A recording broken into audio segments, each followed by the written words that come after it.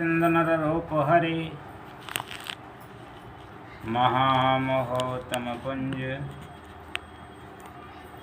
जास वचन रवि करे निकर। मेरा मुझ में कुछ नहीं, जो कुछ है सब तो तेरा, तुझको सौंपते क्या लागेगा मोह।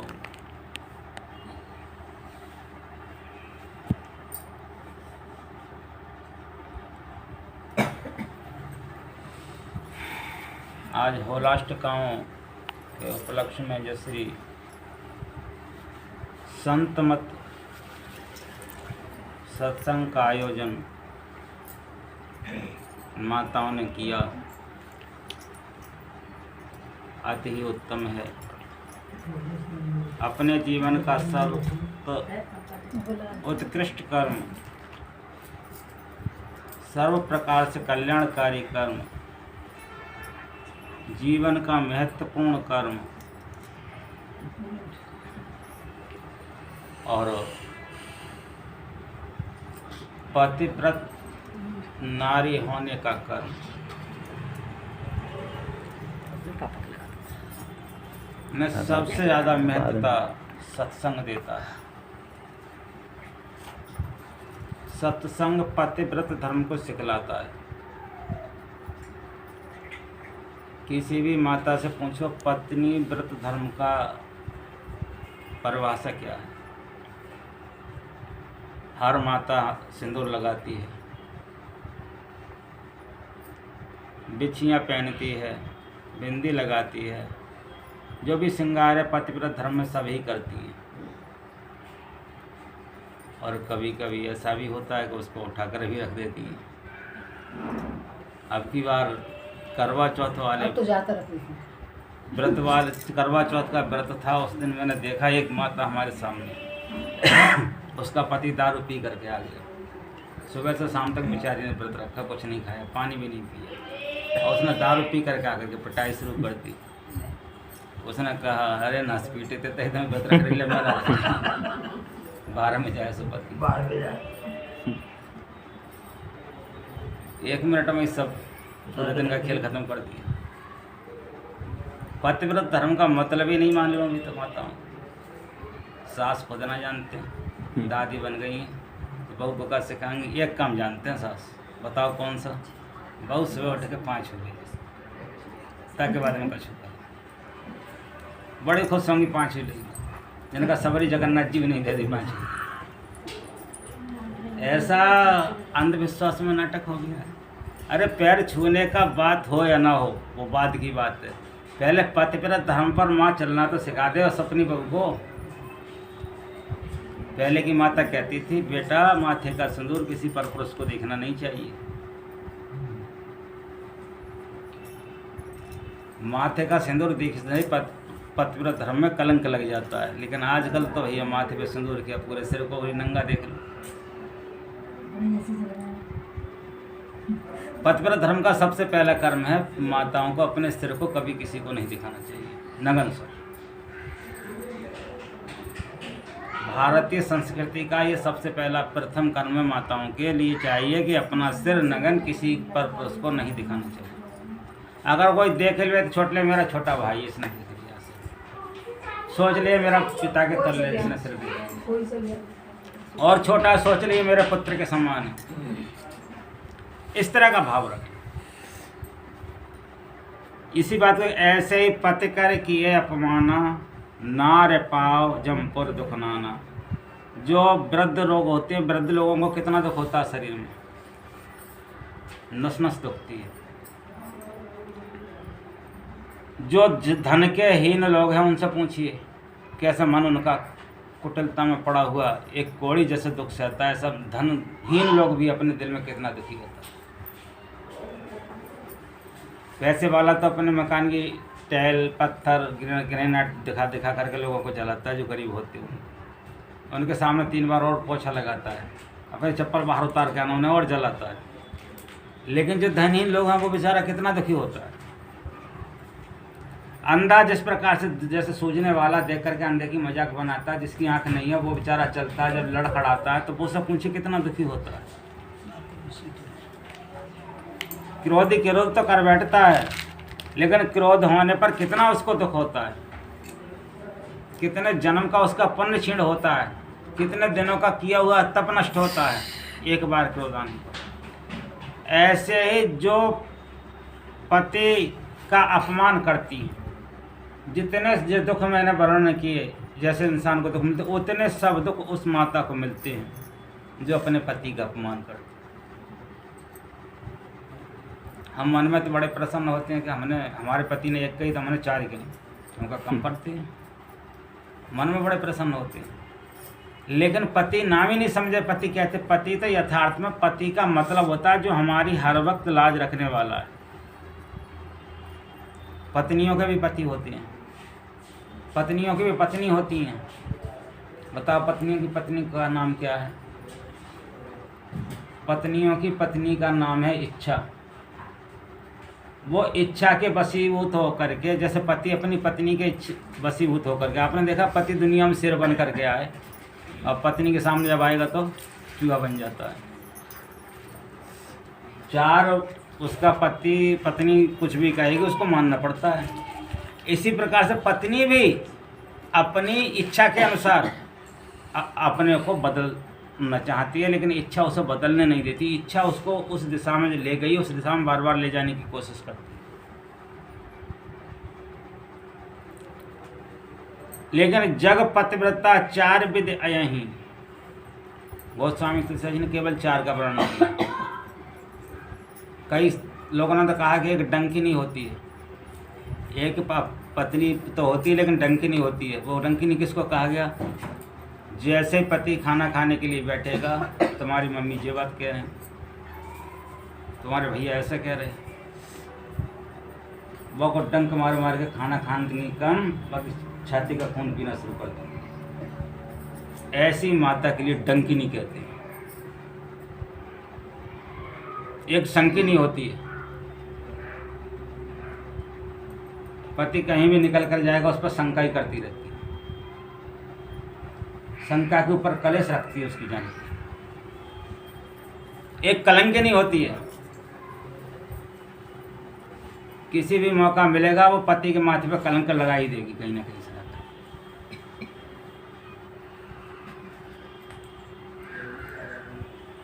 एक सुलक्षणी होती है, कितना ही उसके पति के ऊपर कोई इल्जाम लगाए लेकिन वो अपने पति के अंदर सदा अच्छे लक्षणों को ही देखती रहती है।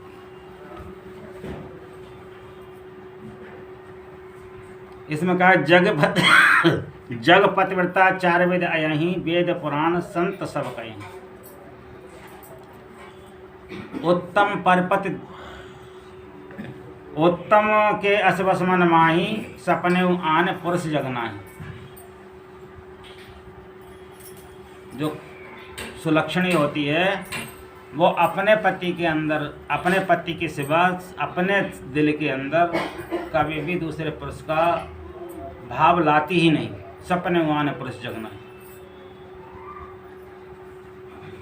गुरु को पुरुष की गिनती में नहीं गिना गया है। गुरु को माना गया है परमात्मा स्वरूप, पिता तुल्य। पिता कौन? सबका पिता तो पिता ही होता है। परमात्मा स्वरूप का मतलब है पिता तुल्य। गुरु पिता तुल्य होता है। तो गुरु को पुरुष के रूप में नहीं गिना गया है, परमात्मा स्वरूप में गिना गया है। गुरु यथार्थ में परम पिता परमात्मा का ज्ञान बता करके इच्छा रूपी पत्नी का, बुद्धि रूपी बेटी का, मन रूपी पति का सुधार करता है।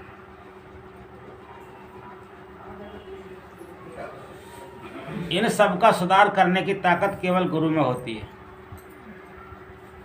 इसलिए आपने राजस्थान में सुना होगा एक सहजोबाई नाम की बहुत तपस्विनी हुई थी। सहजो ने कहा तनिक सहजो तनिक सुहाग पे कागोदा बेसीस।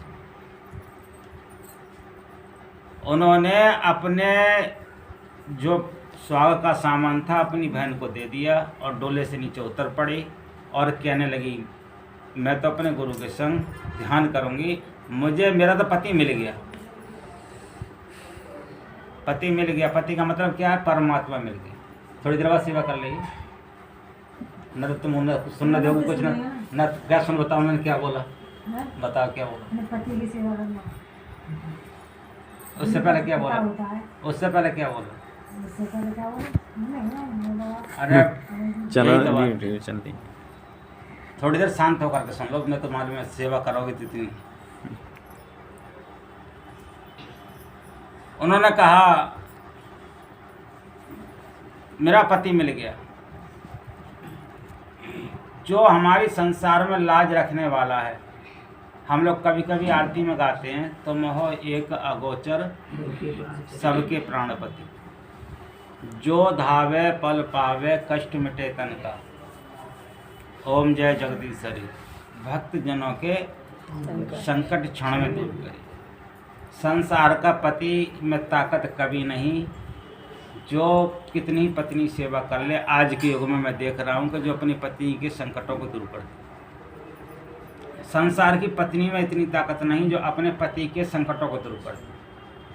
थी संसार में, जो नहीं बिल्कुल नहीं थी, होगी किसी में, ये भी नहीं कह रहा हूँ, लेकिन विशेषतर कह रहा हूँ। सत्यवान के प्राणों को बचा लिया था पत्नी ने, सावित्री ने अपने समस्त पति के संकटों को दूर कर दिया था। अपने पति की लाज रखने के लिए ब्रह्मा विष्णु महेश को भी बच्चा बना लिया था पत्नी ने। एक सांडली नाम की ब्राह्मणी हुई थी, 10 दिन तक सूर्य नहीं निकलने दिया था अपने पति के प्राणों की रक्षा के लिए। नारी प्राण में लिखा हुआ है। जब अनुसुईया उनके पास गई थी तो उन्होंने कहा था, बेटी सूर्य नारायण को निकलने दो, संसार चक्र को चलने दो। ब्रह्मा विष्णु सब परेशान है। उन्हें कौन ब्रह्मा कौन विष्णु? पति ब्रह्मा, पति विष्णु, पति देवो महेश्वरा, पति साक्षात परब्रह्म, तस्मै श्री पतवे नमः। पति साक्षात परमात्मा है, पति साक्षात विष्णु हैं, पति साक्षात शंकर हैं, पति साक्षात मेरे परमेश्वर हैं। आप किस विष्णु की बात कर रही हो? मैं तो इनको छोड़ करके किसी को जानती ही नहीं। आज ऐसी माता कोई है अपने पति को छोड़ करके जो मंदिर को नहीं जानती हैं, मस्जिद को नहीं जानती हैं, तुलसी को नहीं जानती हैं, केला को नहीं जानती हैं।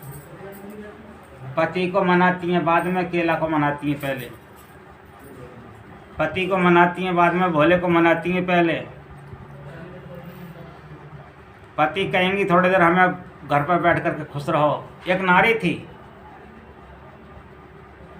गोदी में उनका पति गया काम से और अपने पति का सिर गोदी में रख करके दबाने लगी। उनका छोटा सा बच्चा खेल रहा था उनके सामने।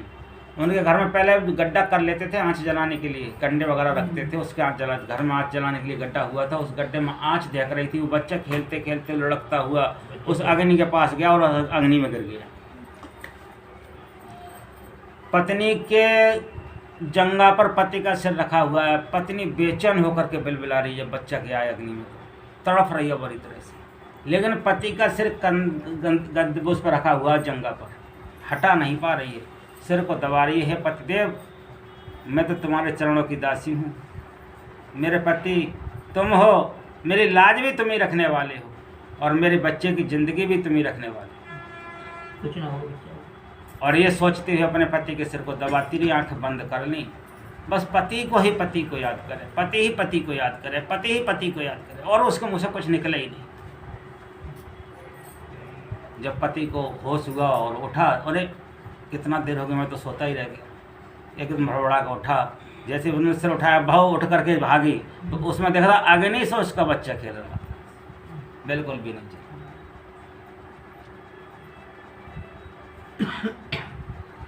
हम सत्संग सुनने तो आते, सत्संग पतिव्रत धर्म को दृढ़ बनाता है। इस संतमत सत्संग है, अंतर्राष्ट्रीय संतमत सत्संग। यहाँ किसी भी माता को भ्रष्ट करने का तरीका नहीं सिखलाया जाता। यहाँ किसी भी माता को कुबुद्धि ज्ञान नहीं दिया जाता। यहाँ किसी भी माता को धर्म के विरुद्ध नहीं भेजा जाता। यहाँ केवल यही ज्ञान दिया जाता है कि तुमने यदि पतिव्रत धर्म को जान लिया और गुरु के वचनों को मान लिया तो संसार के 33 कोटि देवता तुम्हारे घर पर दर्शन करने के लिए आएंगे। तुम्हें किसी देवता के दर्शन करने की जरूरत नहीं, क्योंकि देवता ही सती ने बनाए हैं। ब्रह्मा ने सृष्टि रचाई ना होती अगर माना होती, तो सोने की लंका जलाई ना होती अगर माना होती।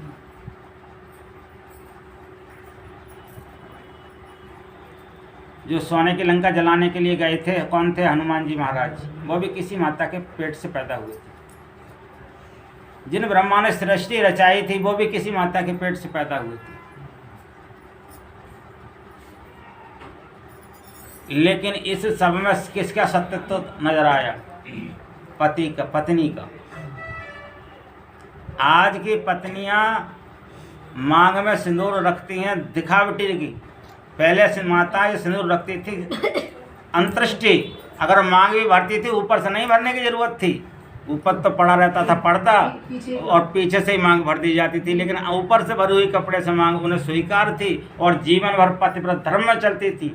आज तो मांग भरने के, नंगे सिर पर मांग भरने के बाद में भी पतिव्रत धर्म नजर नहीं आने लगा। अफसोस की बात है, क्योंकि माताएं बहू घर में आ जाती है तो वो पतिव्रत धर्म को निभाती नहीं, तो वो सास क्या जाने निभाना, बस एक ही चीज़ निभाना जानती है कि बहू आए मेरे 5 मिले, मैं सास बन गई, अब मेरी बात को मान ली। यथार्थ सत्य सिखलाया जाता है। ये नहीं सिखलाती बेटा तुमको उठ करके सुबह क्या काम करना है, सबसे पहले अपने पति के चरणों को छुओ। लेकिन पति के चरणों को कब छुओंगी? खा खा कर तो इतनी मोटी है यहाँ लचो ही ना जाए। सुबह उठ करके अपने पति के चरणों को छुओ। घर में तुलसी के वृक्ष को जल चढ़ाओ। गैया को रोटी देवो। फिर अपने घर में जो ननद हैं, जो सासू माँ हैं, दादी सासू माँ हैं, उन सबको प्रणाम करो नंबर बाई नंबर। जब वो प्रणाम से तुम्हें आशीर्वाद प्रदान कर दें, फिर सबसे पहले स्नान करो। स्नान करने के बाद में रसोई में प्रवेश करो। लेकिन इतना नहीं, अब तो ये बेड मांगती हैं, बहू के हाँ उठ बैठी के 1 कप चाय लिया बना के। मुझे पता 18,000 बजे तक चाय न पीऊँगी तब।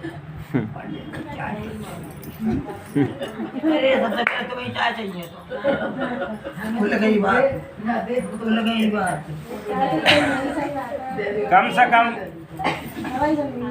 अगर आपको अगर 20-50 साल पहले अंग्रेजों से पहले कभी कोई चाय जानता था, किसी माता से पूछना, तो उस समय में लोग फ्री देते थे चाय, फ्री पिलाते थे कि लोग चाय की आदत डाल दें किसी तरह से। अगर ये चाय बढ़िया चीज़ होती तो अंग्रेज यहाँ पर चाय काय को फ्री पिलवाते, जगह जगह दुकान लगवा कर। जो पुराने लोगों उनको मालूम है कि अंग्रेजों ने फ्री चाय बंटवाई है घरों में। आज उसी जहर के हम पीछे पड़ गए, जिस जहर ने हमारी बुद्धि का विनाश कर दिया, जिस जहर में पेट में गैस बनना शुरू कर दिया। पहले के लोग 80-80 साल के होते यही नहीं कहते कि हमारे पेट में गैस बन रही है।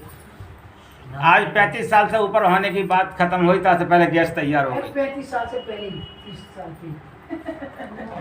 क्यों? उस जहर के पीछे पड़ गए। हमारे गुरु महाराज तो कहते, चाह गई चिंता नसी मनुआ बेपरवाह, और जाकर कछना चाहिए सोई जग शहंशाह। उत्तम के असमन माही, सपने आन पुरुष जग नाही। मध्यम परपत देखें कैसे, भ्राता पिता पुत्र निज जैसे। मध्यम परपत देखें कैसे, भ्राता पिता पुत्र निज जैसे। जैसे अपने ही बेटा होता है, इसी प्रकार से दूसरे पुत्र को देखना, दूसरे के आदमी को देखना चाहिए। अपना माता पिता होता है, उसी प्रकार से दूसरे के आदमी को देखना चाहिए। अपना भाई होता है, इसी प्रकार से दूसरे पुरुष को देखना चाहिए। धर्म विचार समझ कुल रही, सो निकृष्ट अस्तुत अस गयहीं। जो धर्म के कारण अपने को पर्दे में रखना चाहती है, लेकिन है नहीं पर्दे में, रखना चाहती है। धर्म विचार समझ कुल रही, सो निकृष्ट अस्तुत अस गयहीं। ऐसी स्त्री के लिए अधम कहा गया। ये शास्त्र कह रहा है। बिन अवसर भैसे रह जे, ये डंडा के बल से घर में कायदा से चलती है, कुछ तो ऐसी होती है, डंडे के बल लकड़ी नाचती है। बिन अवसर भैसे रह जे, जानो अदम नाम नारी जग सोई। अब ऐसी माताएं क्या अपने पुत्र वधू के लिए धर्म सिखाएंगी? और सत्संग में जो अगर ऐसी माता आ भी जाएंगी तो वो पतिव्रता बन जाएंगी, क्योंकि उनके अंदर का बवाल गुरु महाराज अपनी योग वाणी से निकाल लेंगे और उनके अंदर धर्म ठोंक ठोंक के भर देंगे, ज्ञान भर देंगे, उन्हें पति के प्रति भाव भर देंगे, परमात्मा के भजन की शक्ति भर देंगे और अच्छी दृष्टि उनकी कर देंगे। ये सत्संग इसलिए नहीं होते हैं, सत्संग होते हैं धर्म की मर्यादा बनाने के लिए, सत्संग होते हैं धर्म को ऊंचा उठाने के लिए। क्योंकि धर्म जब ऊंचा उठता है तो आदमी कहते हैं ना, हमें तो ये रोग है, हमें तो ये रोग है, तो हमें ये रोग है। तो वेद कहता है, यजुर्वेद में लिखा हुआ है, धर्मेण हन्ते व्याधि। जैसे धर्म माताओं के अंदर ऊंचा स्थान लेगा, वैसे ही उस माता के अंदर की समस्त बाधाओं का हरण कर लिया जाएगा। अब फिर माताएं कहती हैं हमें तो डायबिटीज है गई है, और कुछ माताएं कहती हैं घोटन से नहीं उठा जाता, कुछ माताएं कहती हैं बहुत दिखलाई नहीं देता, बहुत सुनाई नहीं देता, वो कुछ माताएं कहती हैं हमसे तो बोला भी अब ज़्यादा नहीं जाता, कुछ माताएं कहती हैं कर तो बहुत कुछ लिया, कुछ होता नहीं। जिंदगी जब तक है तब तक करना ही तो पड़ेगा, खाना भी पड़ेगा। उनके लिए कहा गया, उनको लिए क्या कहा धर्म वेद ने, धर्म ने, धर्म हंते रोगा। मैं उन सभी माताओं के, उन्हीं सब प्राणियों के, उन्हीं महापुरुषों के, उन्हीं निकृष्ट पुरुषों के समस्त रोगों का हरण कर लूँगा जो संबंध धर्म से जोड़ लेगा। गुरु महाराज जो संबंध धर्म से जोड़ लेगा, मैं उसके अंदर के दिलों के पापों का सबका हरण, पाप से ही तो रोग उत्पन्न होते हैं। तो हृदय में पाप सत्संग छोड़ता ही नहीं, निचोड़ लेता है। जब तक, जैसे अभी शास्त्री जी ने बतलाया था आपके सामने कि जैसे रसरी आवत जात से सिल पर पड़त इंसान, इसी प्रकार से सत्संग में आते रहने से, सुनने लगते रहने से जो जन्मार्थ जन्म में हम लोगों से अशुभ कर्म हो गए हैं, उन अशुभ कर्मों को सत्संग मिटा डालता है, धर्म बन जाता है, धर्म का योग बन जाता है। तो धर्मेण हन्ते रोगा, समस्त रोगों का नाश कर देता है। और धर्मेण हन्ते पापा, समस्त पापों को भक्षण करने की ताकत केवल एक सत्संग में है। और दुनिया का कोई भी पुण्य कर लेना, किसी में तुम्हारे पुण्य में ताकत नहीं जो तुम्हारे पाप को खा जाए। पुण्य अपना काम करेगा, पाप अपना काम करेगा, लेकिन पाप खत्म नहीं होगा। एक शास्त्र में लिखा है, गंगा तापम शशि तापम, गंगा पापम शशि तापम, दैन्यम कल्प तरु तथा पापम तापम च दैन्यम च हरन्ते संत सज्जना। आप गंगा में स्नान करने से चाहे हमारा पाप खत्म, लोग पाप खत्म करने के लिए गंगा में जाते हैं कि नहीं जाते हैं? तो शास्त्र कह रहा गंगा पापम, गंगा में नहाने से समस्त पाप नष्ट नहीं होता। अगर समस्त पाप नष्ट हुआ होता तो गंगा में नहाते समय में बाजा के लोग लिख देते हैं जेब कतरों से सावधान। तो वहाँ पाप करने वाला तो मौजूद खड़ा हुआ है, तभी तो वहाँ लिख दिया गया है कि जेब कतरों से सावधान। सब पाप खत्म कहाँ हुआ? अब यहाँ आप सत्संग में बैठे हैं गुरु महाराज के, यहाँ किसी कोने पे लिखा हुआ है कि अपनी जेब पर हाथ बना करके रखना, नहीं तो कोई माला साफ कर ले जाएगा। लिखा है कहीं? यहाँ कोई पाप नहीं है। गंगा पापम, गंगा पर भी सब पाप नहीं धोए जा सकते। शशि तापम, एक सूर्य नहीं, एक शशि कहते चंद्रमा को, चंद्रमा शीतलता प्रदान करता है, लेकिन एक नहीं 1000 करोड़ चंद्रमा एक साथ में निकले आए, लेकिन आदमी के हृदय में जो जलन हो रही है ना, उसको चंद्रमा कभी भी शांत नहीं कर सकता। जो जलन काहे की है? पाप की है। कोई किसी से ईर्ष्या से जल रहा है, कोई किसी के धन को देख के जल रहा है, कोई किसी की जाति को देख के जल रहा है, कोई कुछ देख करके जल रहा है। अंदर में जलन हो रही है और चंद्रमा भी निकल रहे हैं, संध्या भी हो रही है, पंखे का भी तो हवा चल ही रहा है, शांति प्रदान कर रहा है, लेकिन फिर भी वो जलन शांत नहीं हो रही। लेकिन संतों का वचन है कि गंगा पापम शशि तापम दैन्यम कल्प तरु तथा, दैन्यम कल्प तरह कहते हैं कल्प वृक्ष को। कल्प वृक्ष समस्त प्रकार के संसार के मनोरथों को पूर्ण करने की सामर्थ्य रखता है, लेकिन तुम कल्प वृक्ष से कहो कि परमात्मा से तुम्हें मिला दे, उस कल्प वृक्ष में ताकत नहीं। लेकिन सत्संग रूपी कल्प वृक्ष ऐसा है जो परमात्मा से भी मिलाता है और समस्त प्रकार के मनोरथों को भी पूर्ण करता है।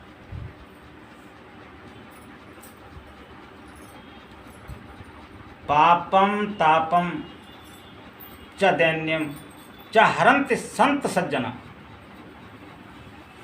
पाप और ताप को, दैन्यम मानी दिन में, प्रतिदिन में नित्य क्रिया में जो पाप हम और ताप हमसे होता है, हरन्ति संत सज्जना, जैसे सज्जन महापुरुष जैसे हमारे यहाँ बैठे हुए सदगुरु महाराज, इनकी शरण में जैसे आप लोग आएंगे तो जो भी आपके जीवन में पाप और ताप हुआ, संत महापुरुष की शरण में आते ही हरन्ते संत सज्जना, सब हर ले लिया जाता है, बिल्कुल छोड़ा ही नहीं जाता।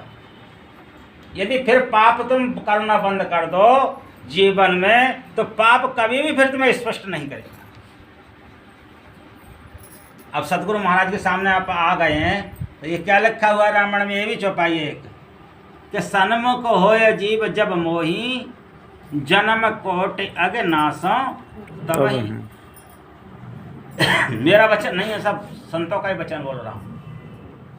तो संत महापुरुष के शरण में जब आप आकर के सत्संग में बैठ ही गए हैं, इनके सन्मुख हो ही गए हैं, तो कोटि कोटि जन्म के पाप को हरने की ताकत गुरु महाराज में है।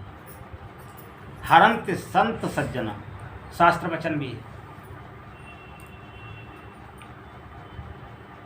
तो एक ये पति हुए, मैंने आरती में बोला था, बताया था, तुम हो एक अगोचर।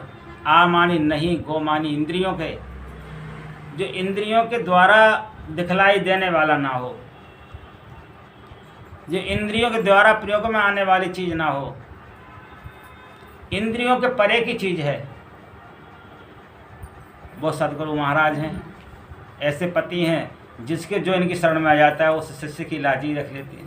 लाखों लाखों संत गुरु ज्ञान दे रहे हैं इनके शिष्य, लाखों लाख गुरु ज्ञान दे रहे हैं इनके शिष्य।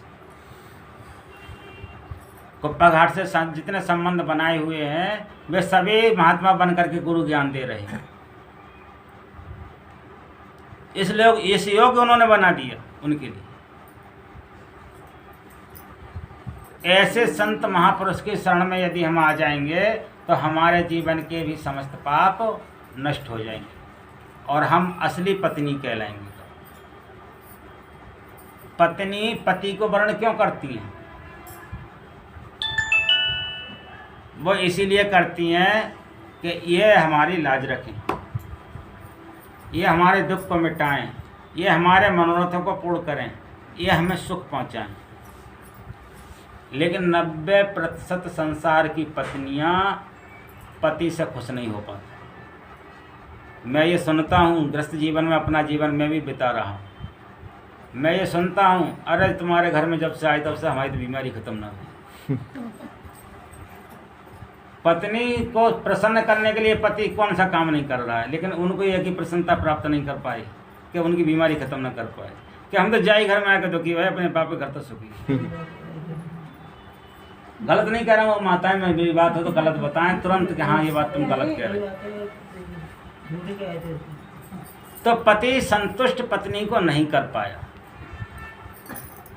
इससे ये पता मिला, गृहस्थ में रह करके जान लिया कि पत्नी को संतुष्ट नहीं कर पाए।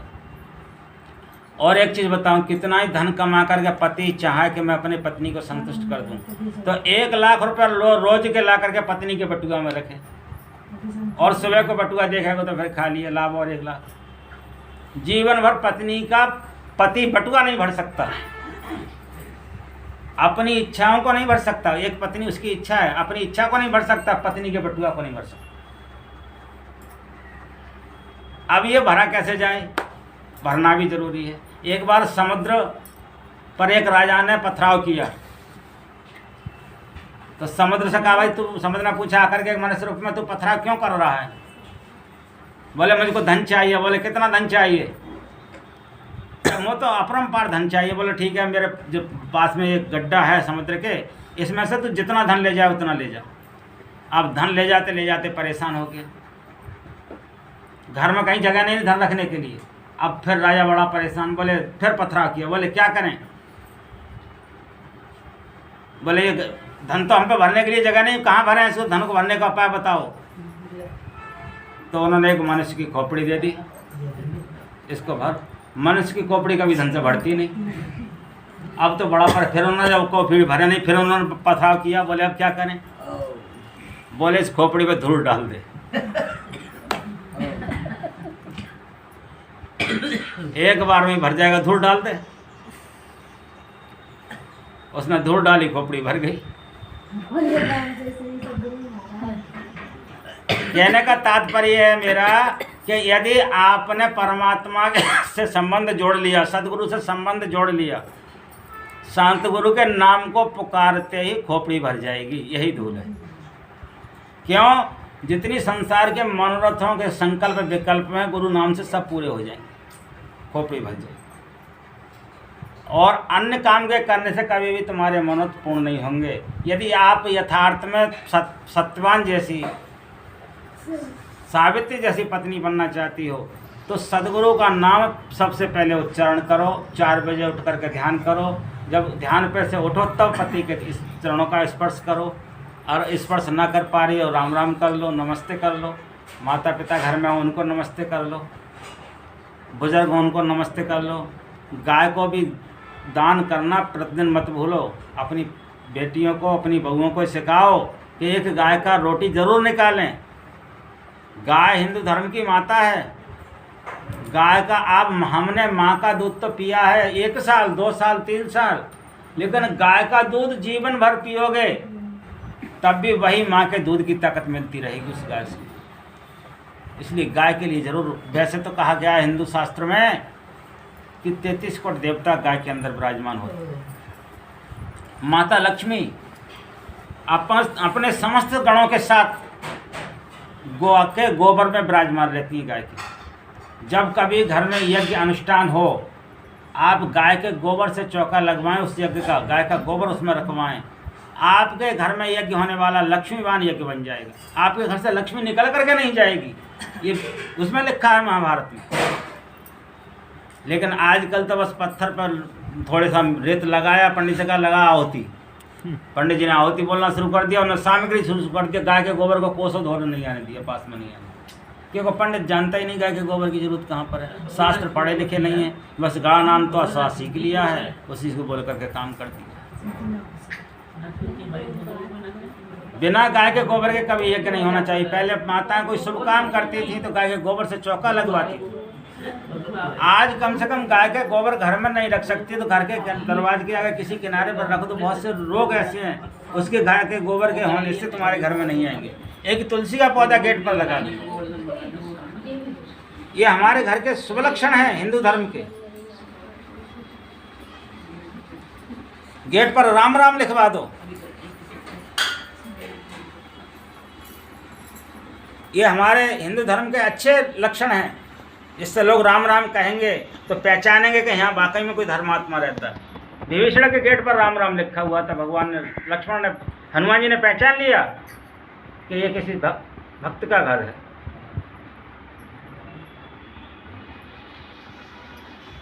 माता पिता को प्रणाम करना, गुरु को प्रणाम करना, पति को प्रणाम करना, ये माताओं की ताकत है सिखाना, पुरुष की ताकत नहीं। पतिव्रत धर्म में यही सबसे पहले सीखना है कि हम अपने बच्चे को ये कर्म सिखा दें जो होने चाहिए। हम भी वो कर्म करने लगें जो हमारी आने वाली बहू हमसे कर सके, आने वाली पीढ़ी हमारी सुधार सके। पहले प्रणाम करने के तरीका थे, साष्टांग प्रणाम करते थे, यानी 8 अंगों को सब लिटा करके गुरु के या माता पिता के चरणों में रखते थे, तब सिर को रखते थे। फिर चलो साष्टांग नहीं, अष्टांग प्रणाम होने लगा, 8 चीज़ों को लच्चा करके छूना। फिर मस्तक का प्रणाम होने लगा, अब हस्त का प्रणाम होता है तो वो पैर तक नहीं होता, घोटू तक होता है। हमारे गुरु महाराज तो कहते हैं इसको डिस्को सलाम बोलते हैं।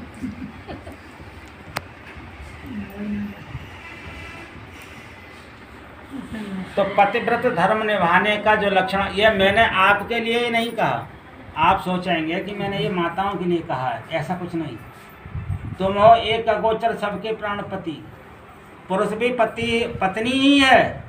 जितने पुरुष यहाँ बंद दिख रहे हैं हमको, ये सब पत्नी ही है परमात्मा की। परमात्मा ही सबका एक पति।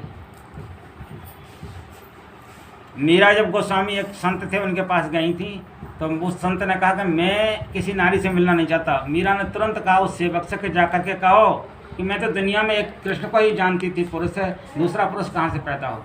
जब ये बात उन गोस्वामी जी के सामने कहा गई तो एकदम शरणागति आकर के मीरा के चरणों में गिर गए। बोले मुझको क्षमा कर दो, आपने तो मेरी आंखें खोल दी ज्ञान की। बोले संसार में एक ही तो पति है और तो सब पत्नियां हैं। हम सबको ये काम ध्यान से करना चाहिए। सुबह उठ करके प्रणाम करें अपने बड़ों के लिए, अपने बच्चों को शिक्षा दें कि वो भी प्रणाम करें। इसमें झुकता वो है जिसमें जान होती है। ये मत सोचना कि झुकने से हमारी कुछ इज्जत कम हो जाएगी या पति के आगे या पत्नी के आगे। झुकता वो है जिसमें जान होती है और ना झुकना मुर्दे की पहचान होती है। आपने देखा जब वृक्ष पर फल आता है तो झुक जाता है, डाली होकर लच जाती है, लकड़ी जैसी डाली लच जाती है। और जब भाई टूट जाए तो डाली ऊंची हो जाती है। तो जिसमें सभ्यता आ जाती है, जिसमें सगुण आ जाता है, जिसमें ज्ञान आ जाता है, जिसमें सत्संग में जाकर सत्संग का आचरण करने की शक्ति प्राप्त हो जाती है, उस आत्मा के अंदर लचीलापन हो जाता है। वो आत्मा कभी किसी को क्रोधमयी वचन नहीं बोलती। वो आत्मा कभी भी विशेष लोभ लालच नहीं करती। वो आत्मा कभी भी धार्मिक आदमी का अपमान नहीं करती। वो आत्मा सदा सत्संग से जुड़ी रहना चाहती है, क्योंकि सत्संग ही एक इंसान का आध्यात्मिक ऐसा जीवन है जो हर प्रकार की कलेश से निर्मल कर सकता है और हर प्रकार का आनंद प्रदान कर सकता है। और सत्संग ही एक ऐसा माध्यम है जो सत्यवान के प्राणों को जीवित रहते रहते वापस ले आता है। सत्संग ही एक ऐसा प्रमाण है जो ब्रह्मा विष्णु महेश को भी साबित अनुसैया बच्चा बना लेती है। सत्संग ही ऐसा प्रमाण है कि जरते हुए बच्चे को अग्नि में भी अग्नि से खेलने का मौका दे देता है। अपने पति के साथ सत्संग कर रही थी, अपने पति की सेवा कर रही थी, उसका बच्चा अग्नि में नहीं जला।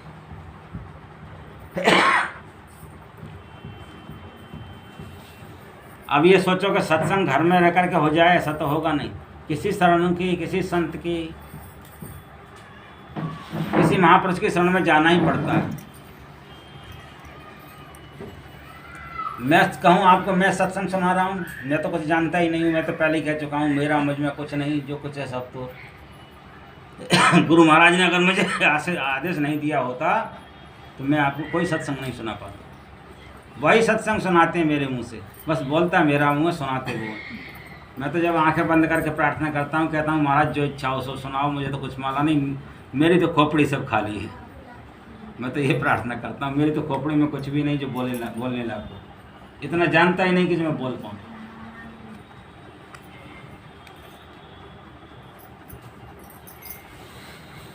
बस आज का सत्संग इतना ही रहेगा। अपने जीवन में अमल करना है। सबसे पहले धर्म के कर्म को करना है। धर्मिणन्ते व्याधि, धर्मिणन्ते पापा, धर्मिणन्ते रोगा, धर्मिणन्ते शत्रु। धीरे धीरे उस आदमी के सब शत्रु नष्ट हो जाते हैं जो धर्म के मार्ग पर चलने लगते हैं, क्योंकि धर्म से टकराने की ताकत कभी शत्रु में नहीं होती। और सबसे बड़ा शत्रु हमारा होता कौन है? हमारा मन ही सबसे बड़ा शत्रु होता है। प्रेम से बोलिए श्री सद्गुरु महाराज की।